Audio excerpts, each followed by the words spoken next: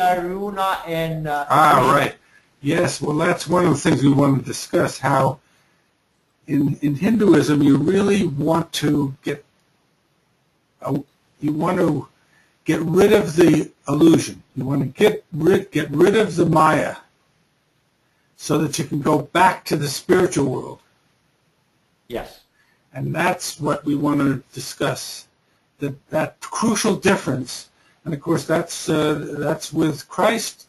Why did he go on the cross? Before that, it was almost identical to the story of Buddha. And then at the very end, he decides to become crucified. So that's the step that Buddha didn't take. So that's what you're talking about. How come Christ went to that other step? Do we have somebody else joining us? I think, let's see, there's My PC. Who's My PC? Somebody else is on with us. Hello? Anyway. Oh, no. Well, the Gita talks about going back and reconnect to the spirit world, to where you came in. And to do that, we have to overcome our passions and our selfishness, desire, and all this stuff. Which means kind of, how do you do that? I mean, yeah, you could do it. It seems like you had to retreat from the world, more or less. Or else, time he tells what's his name, Arjuna? Arjuna. Says, do your duty. It means engage in this world, right? So to me, there seems to be a little contradiction there. Well, it's the oh, My PC has left. I don't know who My PC is. It's How many supposed to people be. Well, the person that I wanted you to meet is Marion Williams. He's a very unusual, interesting man, and I was very eager for you and him to meet. Oh. So, and then here he is. Good. Hello, Marion. Hello, can you hear me? Good. I can hear you fine. Can you see us? I can see you. I didn't think to hook up my Skype. But go ahead. You have to click. All of those buttons have to turn green. Okay, I don't have a camera on my PC. Oh, okay. So anyway, it doesn't matter. We can hear you fine. Good deal. So I want you to meet Walter. Walter, how are you, my friend? And Walter, I'm fine, Marion. How are you? I'm doing wonderful, but I intend to improve. Okay, Walter, tell Marion a bit about you, your background, and what you're interested in, and then Marion do the same thing with Walter. Well, my background, I come from Italy. I was born in Italy, and first time around 15 years of age, I immigrated here in New York. My father was working here in New York. Well, now I live in Michigan, but when you retire, I moved back to Michigan in '64. I went to school, high school, college year. I grew up a Catholic, and it's the only religion or spiritual connection I had at the time. It was more a cultural thing than a spiritual thing. But then, I went through life, work. I got married. I operated under the rahas, or what they call it in the Gita, passions and selfishness, desire. They got me all kinds of trouble. I ended up getting a divorce and got married again. But the divorce and closing down a company got me thinking and searching. And a friend of mine exposed me to Steiner because he was helping me out a little bit, and I started reading Steiner about spiritual science and totally different stuff for me at the time, But now I'm in there and I can't get out. and I don't want to get out. In fact. So in a way, you call I'm hooked. Is that you might call an addiction? But Steiner was the only person that I found that there was on both sides, a scientist in the material as well as the spiritual world. And he did investigations, and he knew the answers. You could give him things from experience, which either you got to be a fantastic liar or they're extremely clairvoyant. So I think it's the latter. And I seem to refer to most of his works whenever I have to search for things. So here I am. Me and Andrew met. I don't know. We met. You must have been the same mode there somehow when you started out. You must have gotten my email because I used to contribute to Steiner books. Yes, that's how we met. And then Andrew and I joined a few of these webinars, and that's where we are now. Well, thank you, Walter. Marion, tell us about yourself now. Well, I'm Heinz 57, mongrel, both naturally and spiritually. I've studied a little bit of everybody. Remember, the Hebrew camp was led by the cloud by day and the fire at night, and they'd fold the tent and move from place to place. Well, I kind of liken that to my journey, not really camping out too long at anybody's particular well.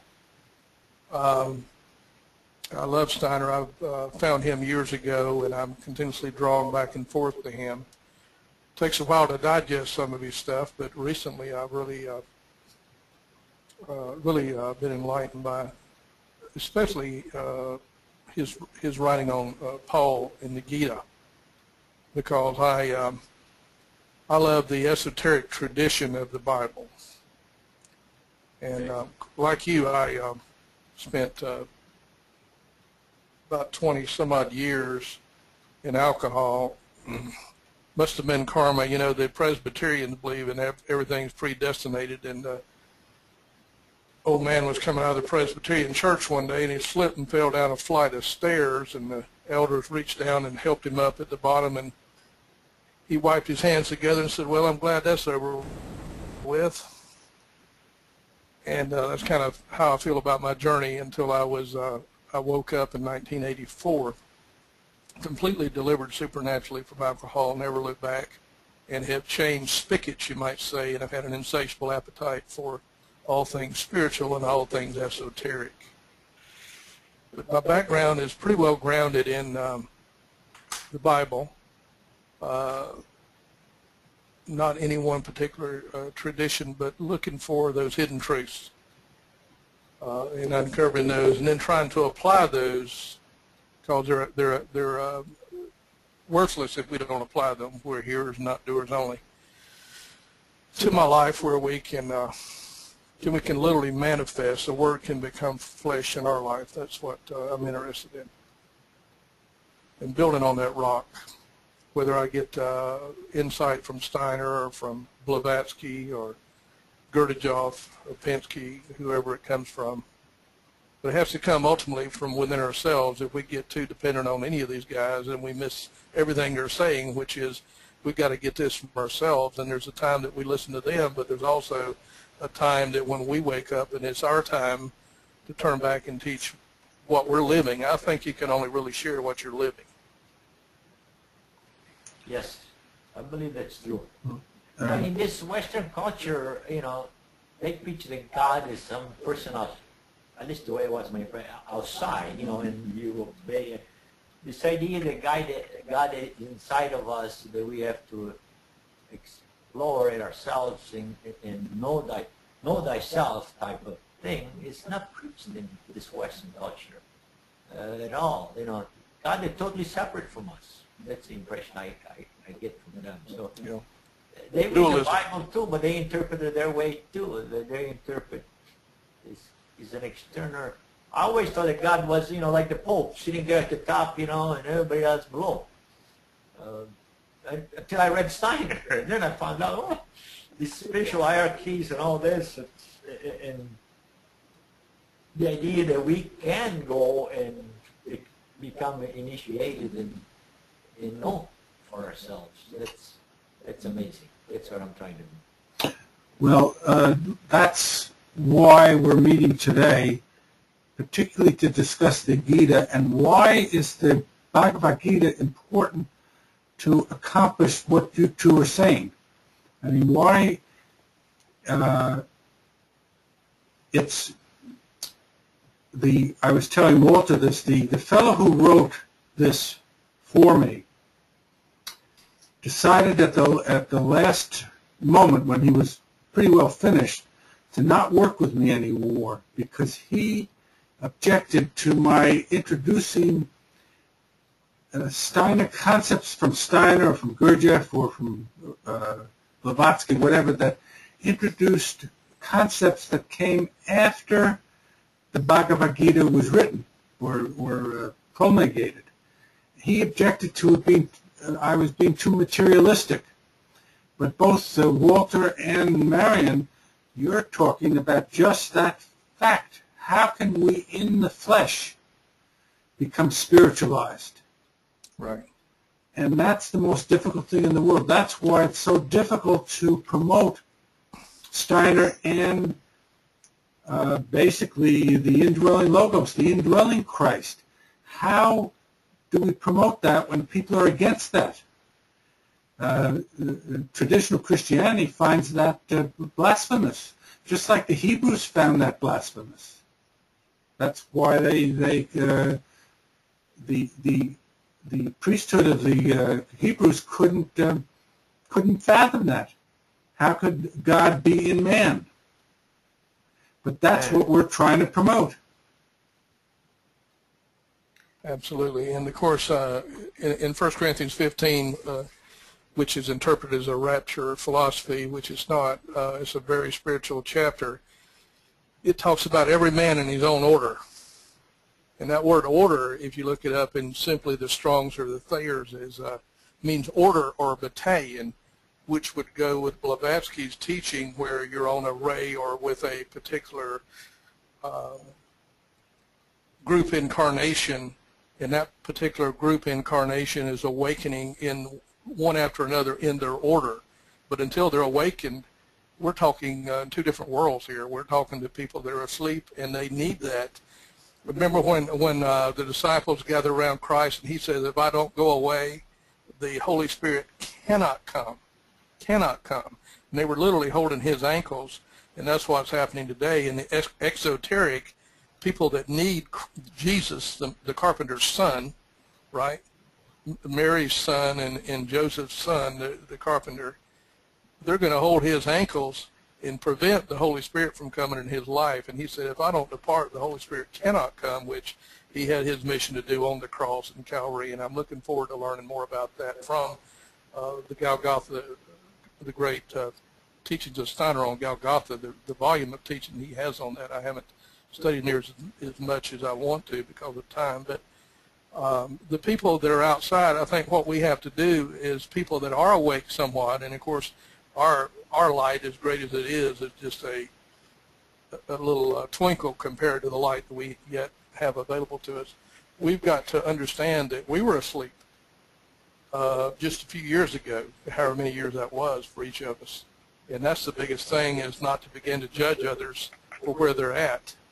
Because as you truly awaken, and love is the first fruit of the Spirit, and it precedes joy in Galatians 5, if you look at the fruit of the Spirit there. And I think that is the first gate when Christ said the road is narrow and the gate is straight, and there are few that find it. There's few that find it in every generation. And when we do find it, the first thing that we have to do is make sure that we don't judge the ones that haven't found it because it's not their time to find it yet. But it might very well be our purpose to go back with the light we have once that we have, or we're walking in enough love that we can share without condemnation and separation and be inclusive. Then we can help them awaken in their order. But like you and I had a conversation several weeks ago, Andrew, they're just some people are just not ready for this, and we can't force our light down anyone else's throat. We have to. We're going to be sent to people, and people are going to be sent to us, and those are the ones that we can disciple. Well, you brought up a point, Marion, that I want to discuss today very thoroughly, karma and reincarnation, because that's the reason, what you said is the reason why this is so important to know about, our own prior lives, because that's the way we so quickly understand what you just said, Marion. That's the way we don't judge others.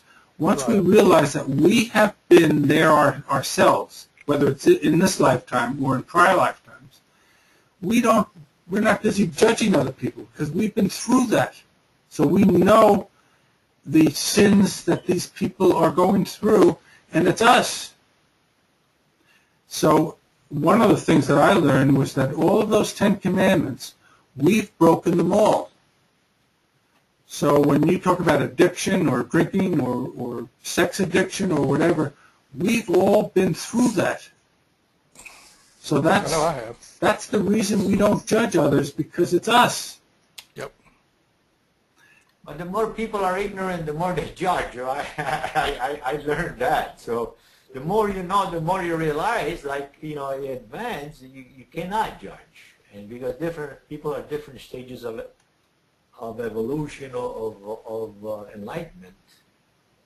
And that's where they need to be, I guess. And well, another thing, too, we've got to take in consideration karma. Any teaching that doesn't consider karma, I mean, we might be trying to set somebody free that's still in prison, you might say, to their previous, because as you sow, that shall you reap. Whatsoever that shall you reap. Okay? And then it says in Ecclesiastes that a man that's in sin, he continues in sin, he looks up and he sees no punishment coming, so he puts his head down and continues as if there were going to be no reward for his. But that reward might come in a future incarnation. So when somebody is in the process of manifesting that karmic relationship, and I'm not so sure, mercy always cries out against judgment, so I'm not so sure that karmic relationship can't be mitigated in some way, and even by us. I've read, if you read Anna Bonus Kingsford, she's talking about, and others are talking about, taking on other people's karma is part of your service to the world if you're called to do that. That's part of your path.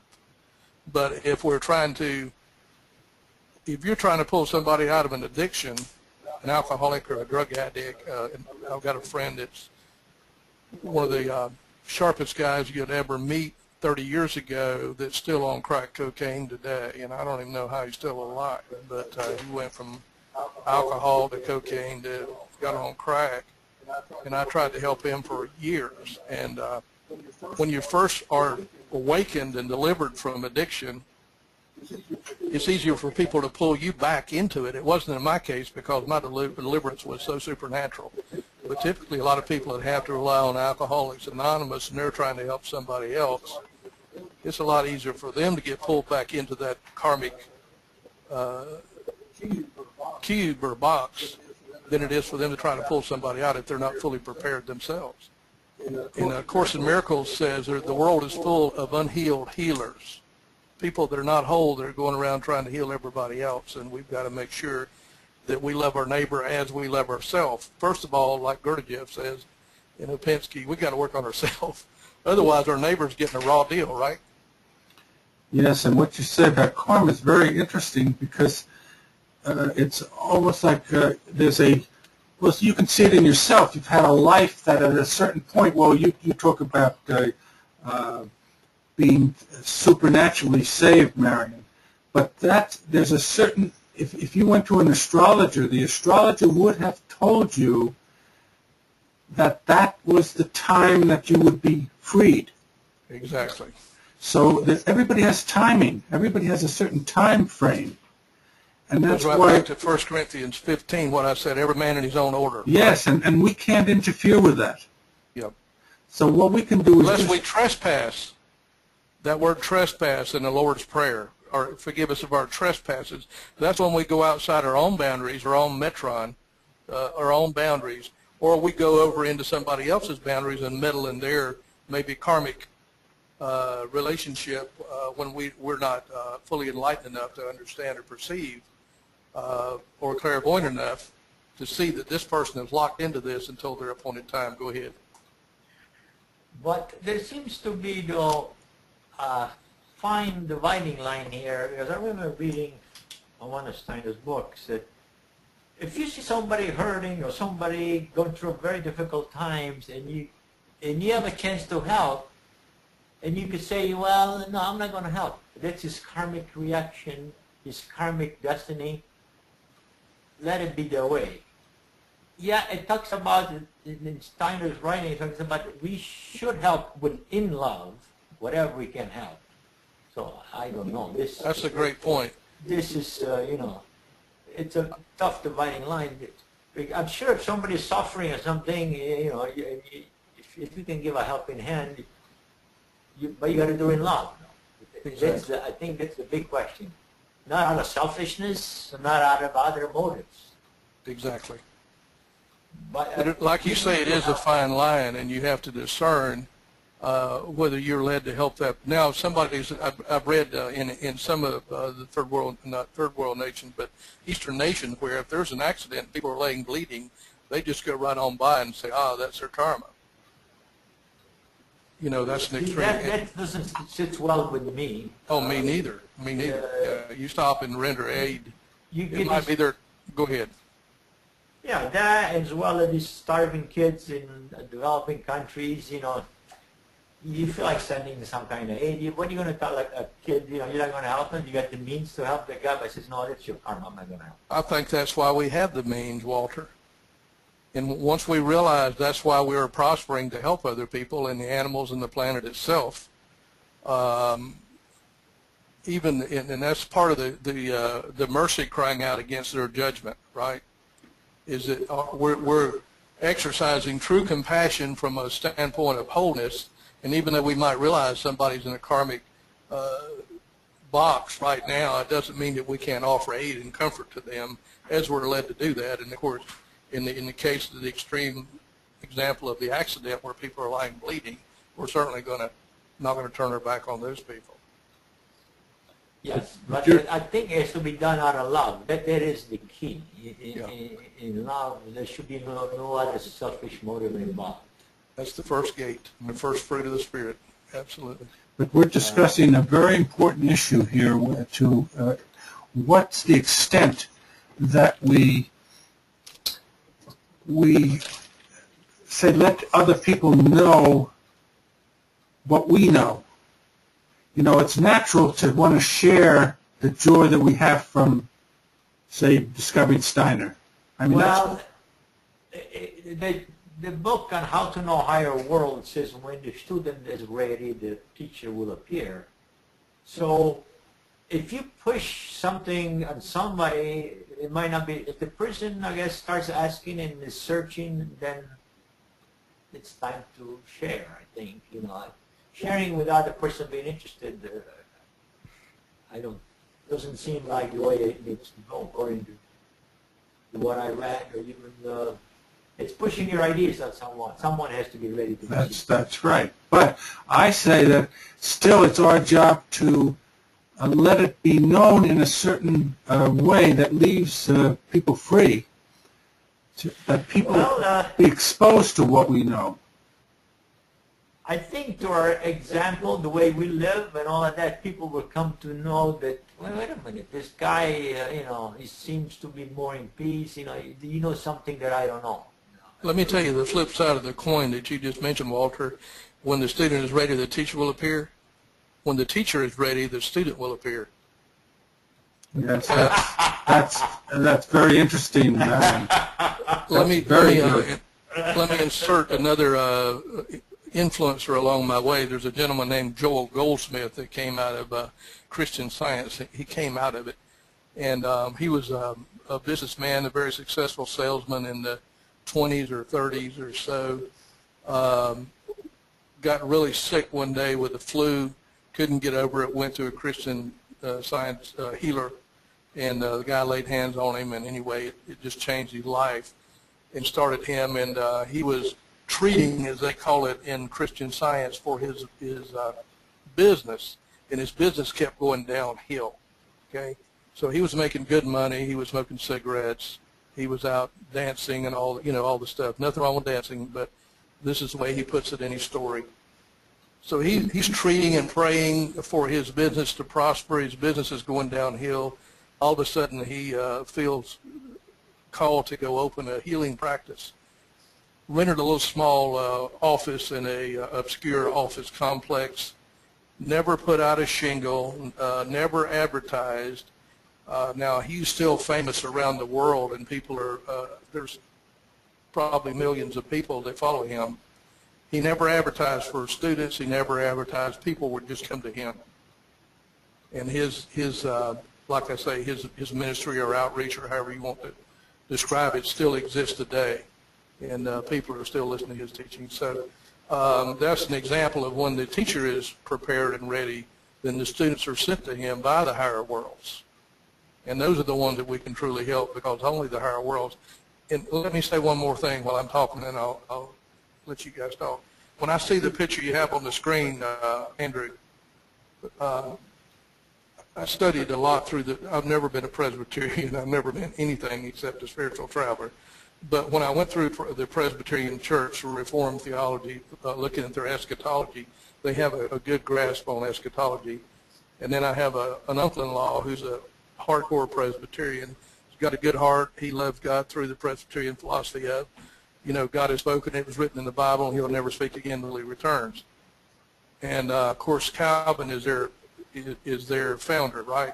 So when I look at this corpse on the table, and especially with the Puritans around him, looks like they're doing an autopsy, I kid my uncle, who has a great sense of humor. I say, are you still worshiping at the coffin of Calvin, trying to get a little light from his extinguished candle? Because if we're not careful, we're worshiping at the coffin of Steiner or Calvin or John Wesley or whoever, and we're trying to get the light this dead person gave us instead of getting our own light, which is what they taught us to do. Now, it's necessary, I think, when we are drawn into a Steiner, a Blavatsky, whoever, that we get everything we're supposed to get there, but we don't camp around that when the camp has moved and the cloud has moved and everybody's marched on, and we're still trying to worship it's somebody's coffin. You see what I'm saying? Does that make sense? Yes, no, that's very true, and that's really one of the essential things that we're trying to promote, just that point, Marion, exactly that. Now, that painting that you're referring to, that's Rembrandt's Anatomy Lesson of Dr. Tulp. And the reason why I have that on the screen is it's talking about just what we're discussing. Now, each of those students is at a different level in his understanding. And the teacher with the hat, the only person with a hat, and it's a lesson in life. It's going from death, from the autopsy, to the initiate who is the teacher. And now you notice that with each of those faces, you see the face on the top is looking at us. That's the intellectual soul. That's the way we are in this age, looking at us with the paper in his hand. Do you see that, Marion? Mm-hmm. And then the others, the one that's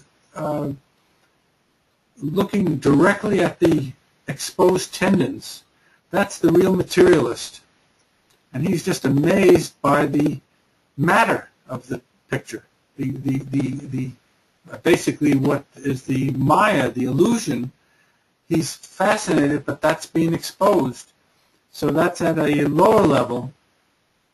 But if you try and reach somebody at a different level, they will think you're crazy.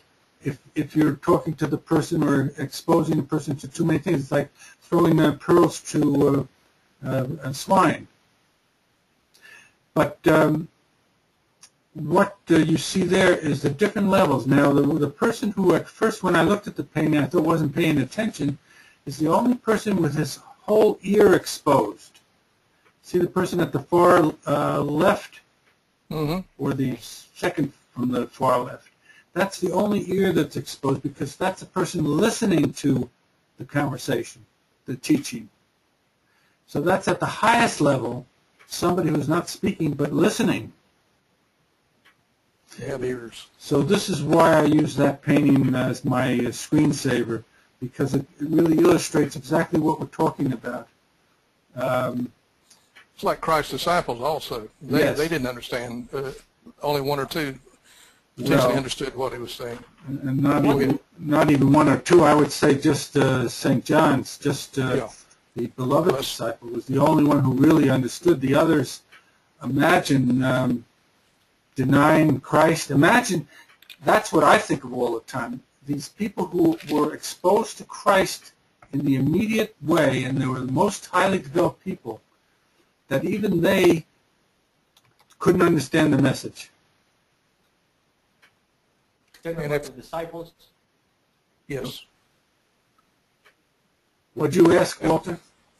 You're talking about the disciples? Yes, that's what Marion mentioned. The same sort of thing where you have different levels of appreciating Christ. Imagine being exposed to Christ and having different levels of comprehending him. Yeah. And what I find so interesting is that why would Judas have to point out Christ? I mean, after all, Jesus Christ had taught for 3 years publicly, so he was known throughout the area. So why would somebody have to point him out?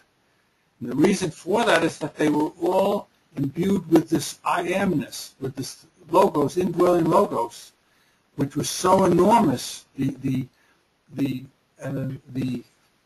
light was so enormous. After all, these are indwelling sun. These are indwelling people who manifested the sunlight in them. So that's why when the soldiers came, they needed somebody who could point out which was the Christ. And that was the role of Judas. Now, also, I want to mention to you one other thing. In a prior life, Rembrandt, who painted this painting that Marion referred to, he was Jacob in a prior life. So look at what the transformation is in terms of reincarnation. Here he taught just through his paintings, not through speaking or preaching or the way Jacob ran things, or the way preachers or teachers are today. Just he did it through his great artistry, and that was his method of doing what we're trying to do. We're trying to spread the word. Now look at how Rembrandt did it. Not interfering with anybody's freedom, but just through art. Now, by the way, that's what I've tried to do through education. To set up a university, an invisible university, so we don't have this kind of problem of interfering with other people's freedom. Because that's the precious thing that has to be maintained. The freedom to discover these things for ourselves, but also at the same time to expose what we know to a greater audience. Exactly. So before we get too far off of Judas, if I could interrupt 1 second before we leave Judas. Yes. Did you know there's a scripture in the Old Testament that predicts Judas's I can't remember it exactly, don't remember the location of it, but it says, the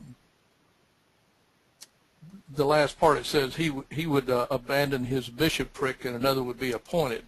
And it's specifically talking about Judas.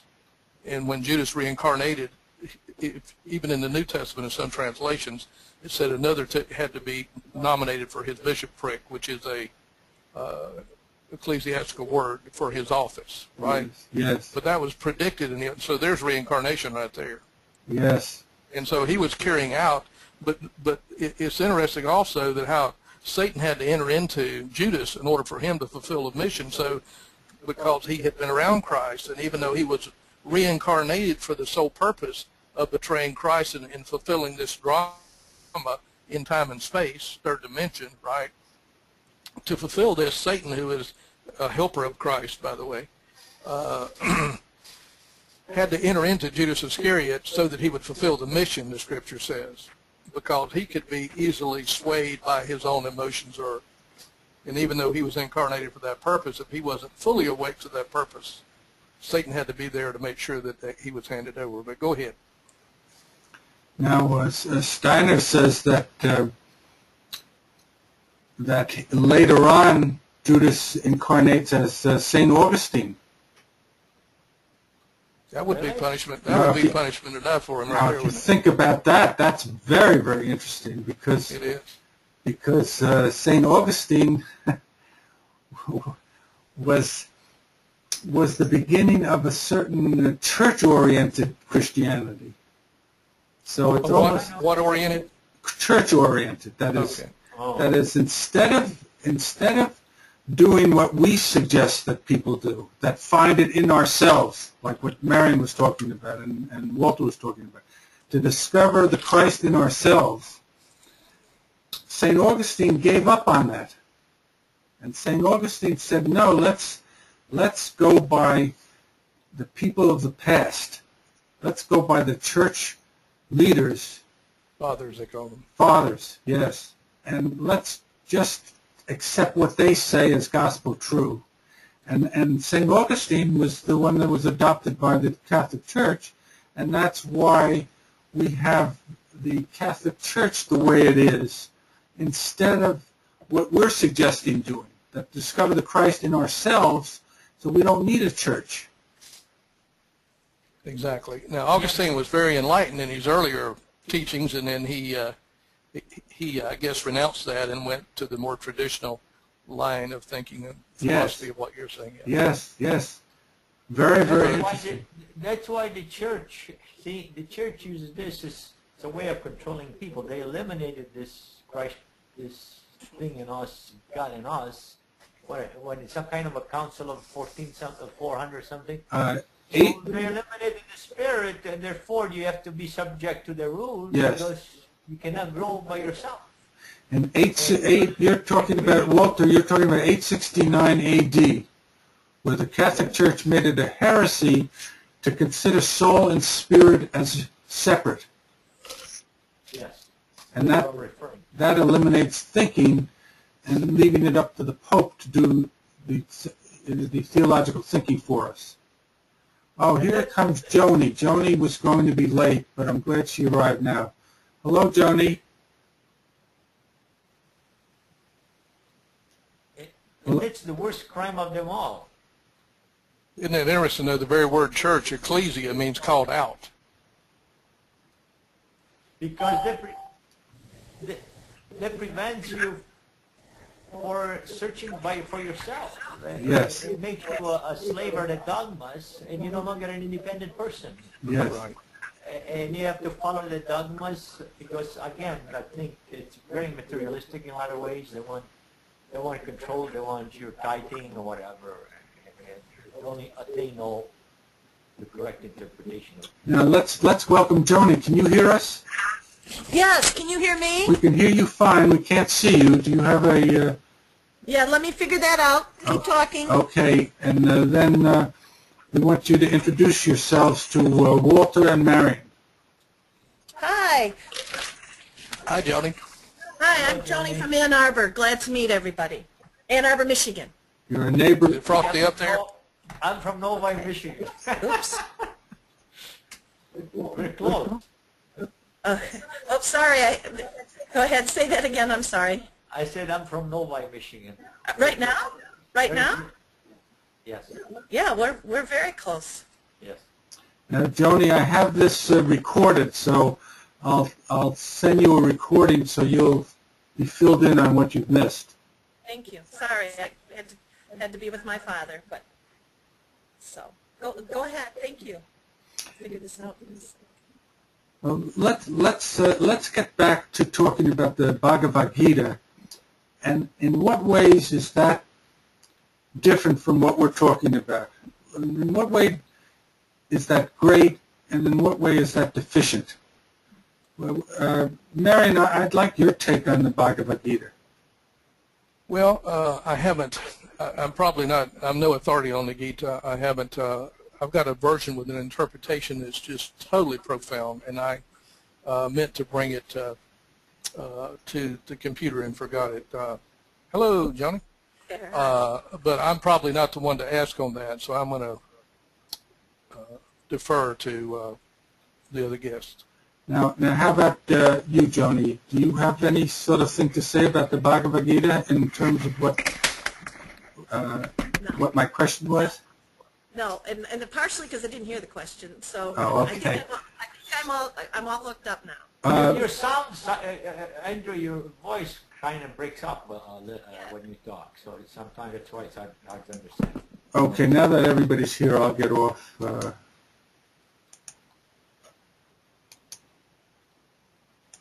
Okay, it should be better now. Is it better now? There's still crackling. Is it better now? I hear crackling. 1, 2, 3, crackling. Yeah. Oh. The other people come through clear, but you, Andrew, don't come through clear. But we still can follow you, but sometimes that's why she didn't quite get your question, because the voice breaks up. That's what it is. Andrew, it's your voice that's crackling, but Walter, it was smooth. It was smooth. There wasn't any breakup. Well, I'll try and be quiet. And Walter, see if you can explain some of the issues we've discussed about the Gita and what it means to us today, and why it's so great, but why it's missing something. Oh boy, that's a tough question, Andrews. The Gita, no, the Raji, or the practice of those Indian people, is to move away from the physical and move back to the spiritual. That was the main thing. And the three gunas are the qualities of the phenomenal world that keeps us from rejoining the spirit world. Whereas today's approach in Western culture, we go to the physical world for knowledge. We study the physical world, the Big Bang Theory and all this evolution from nothing to something. So there's the biggest difference there that I see. But Andrew, those three gunas, one of them is a positive one. It talks about the sattva, the pure, luminous, free from sorrows, resulting in happiness and wisdom.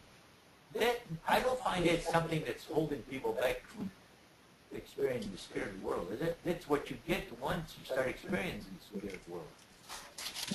Isn't it? How you see that? You mean the Sattva, the one that talks about the three gunas? Yes. That holds us back. And so Johnny, the Gita talks about we're going to go back and rejoin the spirit. So the three things, everything is an illusion, it's a distortion. We're ruled by passions, desires, and things that gets us far away from the spiritual world. And so today, the order on the Western world, this is no, and it's like a hocus pocus stuff that we don't know anything about it, therefore it's not that important. And that's, of course, as we know that. But now, to get more involved, Andrew, here, we're talking about that we had to achieve self-consciousness and all this evolution in order to be free and all that stuff. And again, now we got to try to go back to our own independent needs. Instead of being connected like before, we have to connect it independently. It's the only thing that makes sense. Why would we descend into materialism and separate ourselves from the spirit world so that we could say it self-consciousness and say I am and be independent of it. And that's the way I'm getting through this evolution of time and we're going through. Now, if you can make our way back, we have to make our way back, but from an independent state. Now, I'll respond to your question, Walter, if you can hear me all right. Can you hear me all right? Well, yeah, we can hear you. what you're talking about, the three gunas, the first one you like. It's pure, luminous, and free from sorrow, but it binds us with attachment of happiness and wisdom. So you say that's so good, but Is it bad? I thought it was good. I have a feeling it's good, isn't it? it's again, it makes plain what you said also, that it binds us to the world as it is, and this is an illusion. The wisdom that we see in the world, and the other word they use, the wisdom and the happiness. Happiness. A lot of people you see, particularly on Facebook, you see a lot of people selling happiness. Now, is that really the end of what we were all about? Oh, that's such a loaded question, isn't it? Oh boy. Pure luminous, it sounds like... Happiness is based on circumstance, where joy, in the Beatitudes, when Christ says, blessed, that Greek word is makarios, and if you study it in the Greek, it means a sense of well-being, including joy, that cannot be shaken by adverse circumstances. So it's a steadfastness that's evergreen, and it doesn't, like I was reading in the paper this morning, it doesn't rely on whether or not there's adversity or a blessing in your life at the time. The word makarios, or blessed, are the poor in spirit. Now, word poor is a whole other study. It carries that deeper inner fruits of the Spirit, which cannot be moved. Because there's a scripture in Ecclesiastes that I love. It says, in the day of your prosperity, rejoice, but in the day of your adversity, consider. God has made one over against the other, so man cannot find out God's pattern. God. And joy doesn't matter whether you're in prosperity or abundance or poverty. That time, this is what the Right, world that's doesn't know. that's excellent. What That's happened an in excellent Ukraine. explanation of why that's a guna, Walter. And that's also why it's important to know about reincarnation and karma. Because whatever you are experiencing in life is just a temporary experience. When I read pure, it's like a virtue to me. I don't know. So I felt that there was something good. Pure, luminous light, you know. Yet it's not good from what you're saying. Things that hold us back. What Marion is pointing out is just temporary.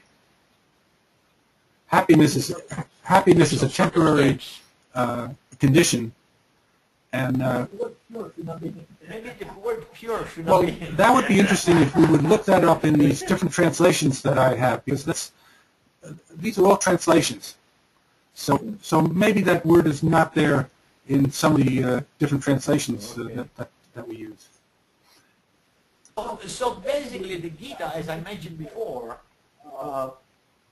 is trying to say that the material world is illusion and the spiritual world is the truth, and that we should go back to that and kind of withdraw. I get that's the impression, withdraw from the material world, and yet he tells the God Krishna tells Aruna, go out and do your duty, go out and fight. That's why the Gita is such a remarkable work of art, and different levels, and ambiguous. But that's why it made such an impression on people, because it's not as if there's anything wrong with the Gita. But it's a question of realizing that was a certain state in consciousness and a certain state in the way civilization was then. And that what Christ did was, as I said to you before, Walter, he went the extra distance of becoming, going through crucifixion. So to overcome death itself. See, the Gita has nothing like that in there.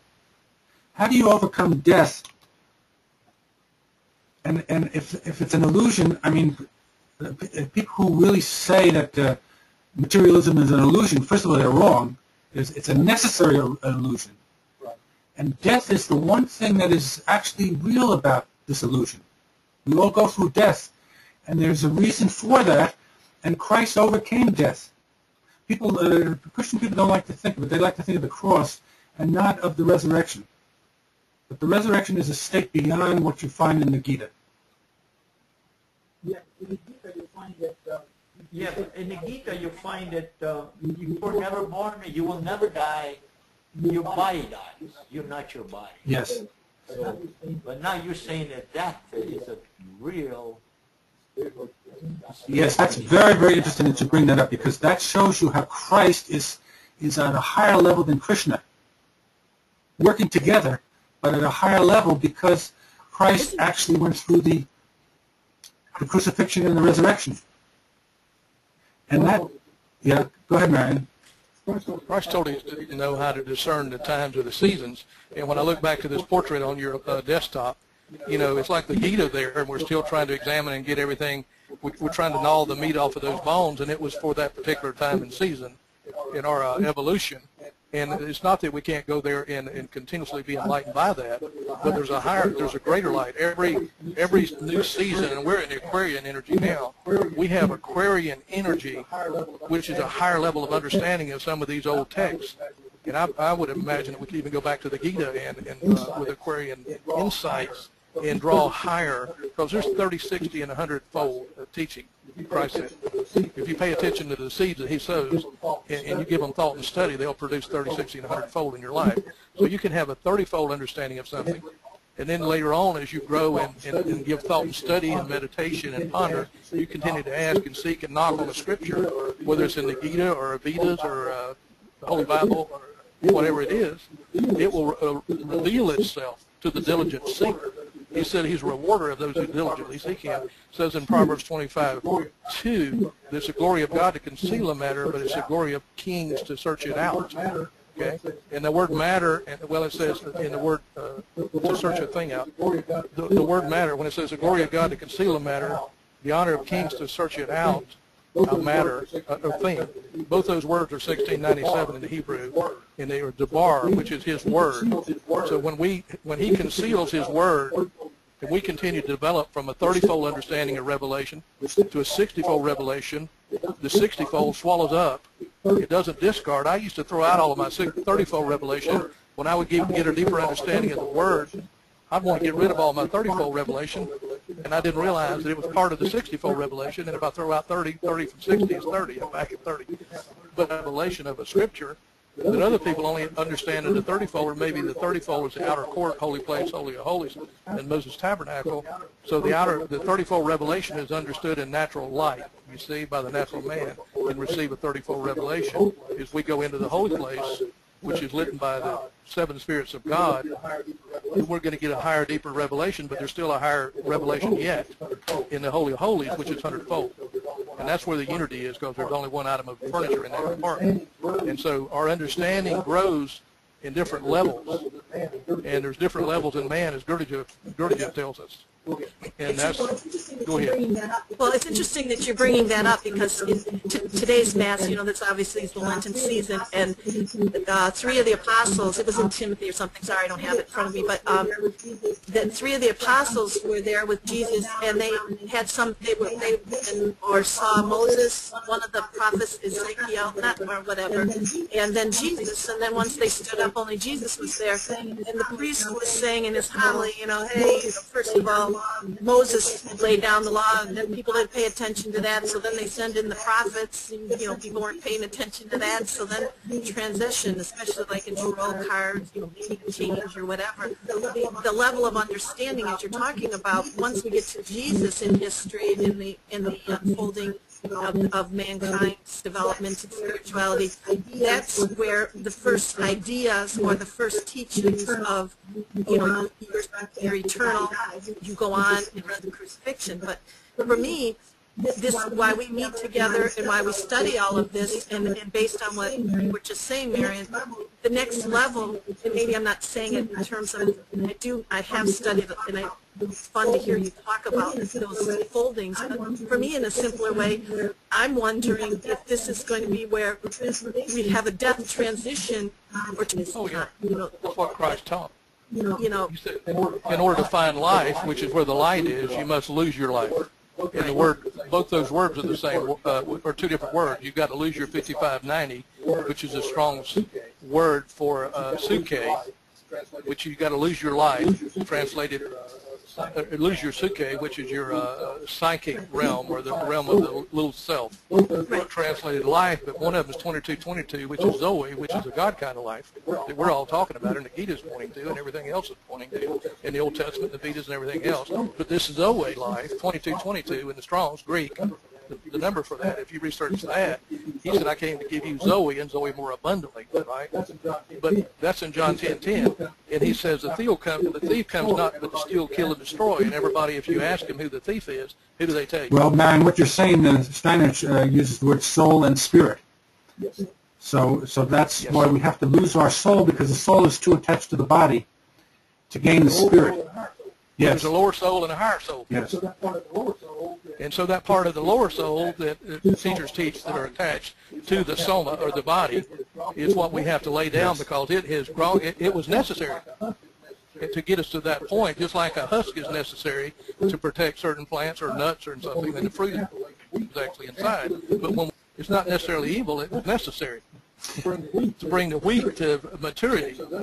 And so that's what we're laying down. We're laying down the chaff in order to get the fruit, or the wheat, or the ultimate goal out of that, which in this case would be life, the kind of life that we're talking about, the life, and until we awaken to it. Go ahead. Yes.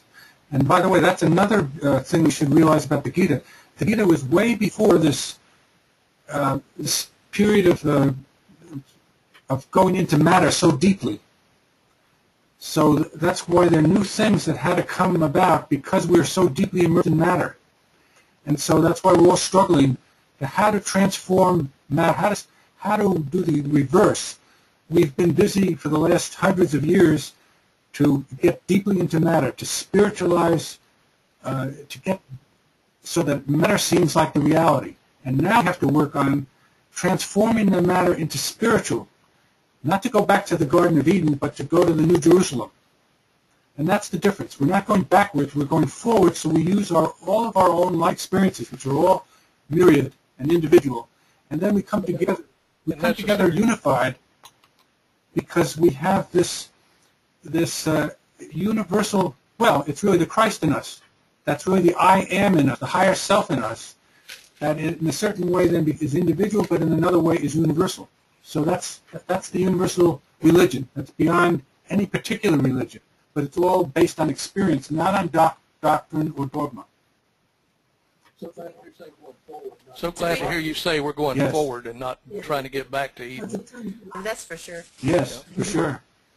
I think that's something we need to think about. You want to know how to go about and kind of regain our spiritual connection. Yes.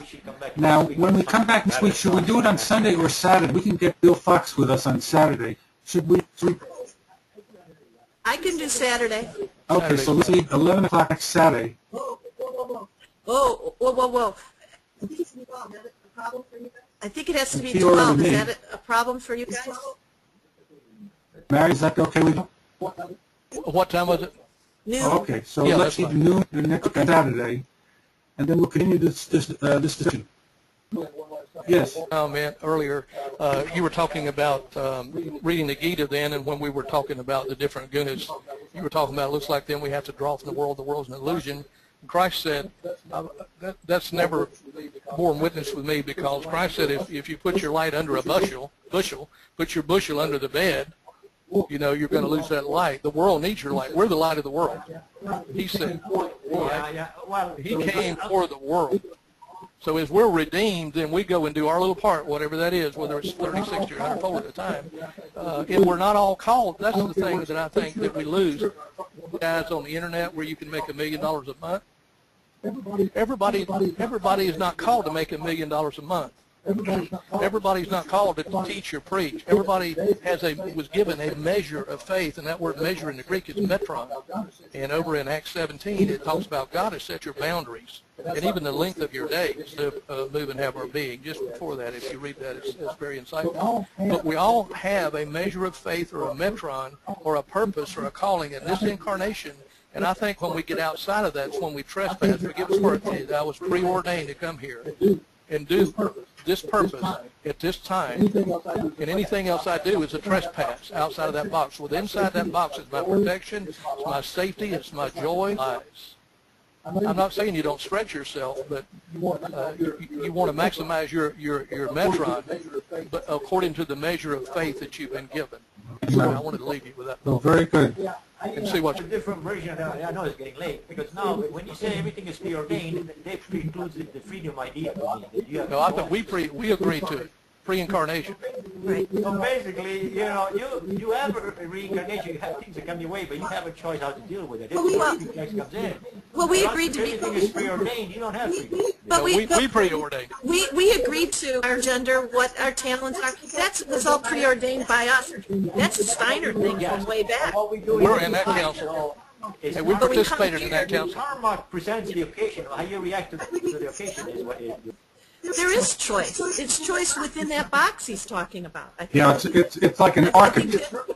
It could be a circle too, Johnny. It's like an Yeah, that's right. it's like an architect. Gun, or maybe a little 3D hologram. But we're infinite, but we've chosen to be finite within these constrictions to ornate councils of people who are wiser than us, right? Right. But this is also a way for us to work on John our is an problems. architect. And you mentioned I like this. If you're an architect, you design a house, and then you move to it. Now you say that there's no freedom to design the house, but Yep. you move into it, and look at all the stuff you can do in the house. So that's the difference. The preordained part is the structure that you give yourself. Then there's plenty of freedom within the structure. Everything. Frank Lloyd Wright. It was Frank Lloyd Wright that said our limitations were our greatest inspiration. You know, so certain talents, certain bodies, certain times, certain whatever. Yes. And We'll continue next week. We'll continue Saturday. This very enlightening Not discussion. happiness, or a USB. I use a microphone. Okay, if you have a USB. Yeah, I'll use that next time. Yeah, that probably would be. Okay. Yeah, I because think it makes it a lot Okay. easier. I'll plug in that next time. because you're the only one, I hate to say it, Okay. that's breaking Very up. good. Thanks very much. We'll ponder why that is next week on the spiritual There level. must be a greater message in that. Yeah, we'll ponder that at a higher level. Bye. Next week. God bless everybody. Goodbye. Stay in the light. Bye. Bye-bye. Bye, Bye, Andrew. Joni. Thanks very much. You might be able to fix that. You know, that's the only reason I was suggesting Google Hangouts is you might be able to. I'm very interested in doing that. Let's just wait another few weeks. Yeah. Well, you know what? You and I can practice with it and learn it until you and I are ready. You know, that's what I offer you is I have time, Andrew, and I can help you on different things like that. And you decide when you're comfortable and whatever. But these are things that my time that I can offer. Okay, that's great, Joni. I appreciate that very much. The reason why I want to wait is that I've sent letters to these different companies. Yeah. So Well, I'm just telling you, you and I can have special time during the week that we can work on things. If, you know, I can be of service to you in as many ways as possible through the Facebook page, through Google Hangouts, anything. 'Cause, you know, you've got a foundation of all these wonderful PDFs and classes. I can be of service to you so that I'm valuable. well, terrific. I appreciate that so much. You really have no idea how much I appreciate that. So I will take you up on that. Well, and your PDFs, the books, the revisiting, is soul nourishment to me. I just want to tell you, when I was with my brother and I don't really understand what's this situation as I approach 60, and I'm so distant from the 3D people, family in my life, but I want to tell you, because you're one of the, out of the blue, my not legal sister-in-law, who must have been talking to my kids, who are 25, 27, 30, and she said to me something out of the blue like, you know, don't you regret Steiner education? And I mean, you know how important and hard that is to me. And I said, of course not. And she said, well, wasn't that more about you, and your kids don't like it or appreciate it? And I feel so much out on an island that I really want you to know how valuable and nourishing. And I even throughout, turn my attention to my brother, like to say, well, you should check out this classic Insights, and and I never felt so alone after spending $300,000 to educate my children all the way through college or private schools, Steiner and Catholic schools, and I have a distant relationship with my children, but these people, I don't even know what caused being attacked for raising my children in Steiner, and her justification as a smoker, uneducated, whatever, was to throw fire on it by saying my kids didn't appreciate it. I'm just heartbroken. I couldn't wait to get home to tell so you need to hear what a lifeline you are for me, because I don't understand, what's going on in the world, that I feel so disconnected and so unappreciative of my choices, when I thought I was, all of what we're talking about is what matters. And I don't find that in my day-to-day life. And I just want you to know that's why you're a lifeline. That's why it's so important for me that we study this, that I connect with you, and I can be of service, because these discussions, this reading, all of this on earth, because I couldn't believe I got hit with that today. I thought of you. It was like, wow, I'm in church, we're studying all this stuff. I'm feeling joyful and happy, and out of the blue, this attacking, almost like, aren't you ashamed you are a heroin addict? It's like, are you kidding? Well, that's what we go through living in this world with all these people who are asleep, and we have to figure out how to handle ourselves as being light beings, and how to work at that. And you have an inkling of how to do it, and that's why we need each other. So I need you too. So let's figure out what we can do. I appreciate it. Boy, you are crackling. Very good. You're going, that's what you sound like. It really is hard sometimes to hear it, so we got to figure that out. I hope that USB thing might be a good idea. There must be wait a something. second. Let me try it right now. Okay, good.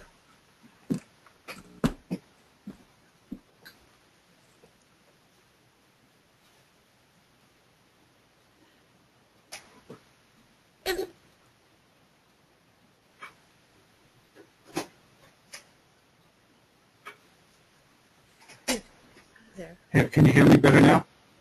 It's still crackling. Try again, talk again. Turn off this. It's a garbling. And I remember it from the other classes. But the other people, I could hear them. Okay, now can you hear me now? I could hear them. Oh, okay. Perfect. What did you do? I What did you do? turned off the video, so you can hear me fine without any crackling now? It's perfect. Oh, okay, good. So Now, that's let me what we'll ask do. you this. Yes, go ahead. Do you have an external video camera, or is it part of the computer? No, an external video camera. Maybe you need a new external camera. Maybe it's in the audio of the camera. Turn Well, it then- back on.